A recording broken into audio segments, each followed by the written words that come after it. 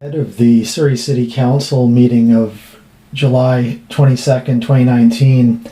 some poor bashing vigilantes circulated a flyer in Guildford opposing housing projects, including one scheduled for Guildford that were going to be discussed at the council meeting that evening. We need to oppose this kind of NIMBY vigilantism and poor bashing in our communities in Surrey. These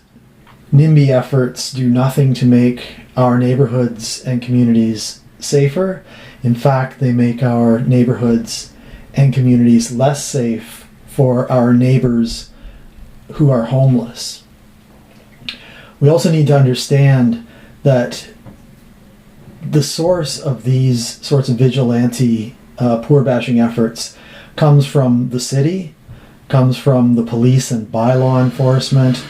and also comes from businesses, business improvement associations, and the Board of Trade in particular, who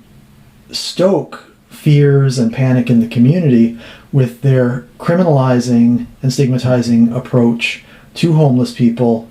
and to homelessness in Surrey. These are policies and practices that view homeless people as a threat and which view homelessness not as a social issue, a matter of economics, of class, of poverty, of profit, of accumulation, but as matters for criminalization. We need to be clear about that. There's a circular logic that has residents in areas where housing is being planned becoming fearful because of the criminalizing programs, rhetoric, narratives coming from City Hall and from the police, who then ramp up stigmatizing and poor bashing campaigns like the flyer being circulated against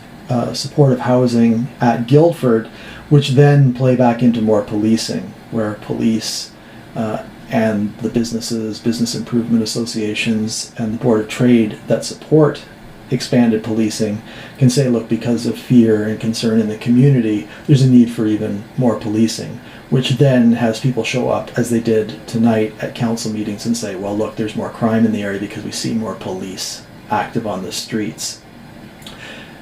We recognize the limitations, the shortcomings of surveillance housing, supportive housing. We recognize the ways in which that regulates people's lives as a mechanism of control over poor and homeless people, but we have to be very clear in speaking out against the vigilantes who would mobilize against homeless people and poor people, our neighbors in our communities. And we have to say, housing now, poor bashing vigilantes and cops never.